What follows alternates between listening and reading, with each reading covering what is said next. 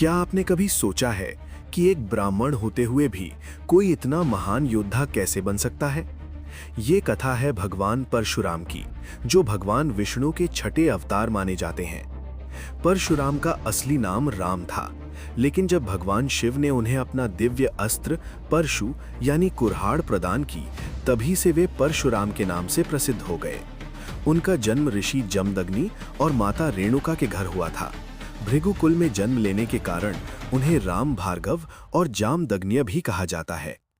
परशुराम बचपन से ही अत्यंत तेजस्वी और धर्मनिष्ठ थे। उन्होंने कठोर तपस्या करके भगवान शिव को प्रसन्न किया और उनसे दिव्य शक्तियां प्राप्त की। लेकिन उनकी जीवन कथा में एक ऐसा मोड़ आया जिसने सब कुछ बदल दिया। सहस्रार्जुन नामक एक शक्तिशाली राजा ने उनके पिता की कामधेनु गाय छीन ली। जब ये बात परशुराम को पता चली तो उन्होंने क्रोध में आकर उसका वध कर दिया। लेकिन इसके बाद अन्य राजाओं ने मिलकर उनके पिता ऋषि जमदग्नि की हत्या कर दी। यहीं से शुरू हुआ परशुराम का संकल्प, अधर्म के खिलाफ युद्ध। उन्होंने 21 बार पृथ्वी से अत्याचारी क्षत्रियों का संहार किया ताकि धर्म की स्थापना हो सके।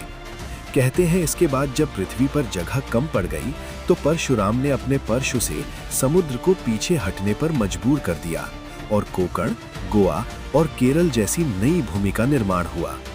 परशुराम केवल एक योद्धा ही नहीं बल्कि महान गुरु भी थे। उन्होंने भीष्म, द्रोणाचार्य और कर्ण जैसे महायोद्धाओं को शस्त्र विद्या सिखाई।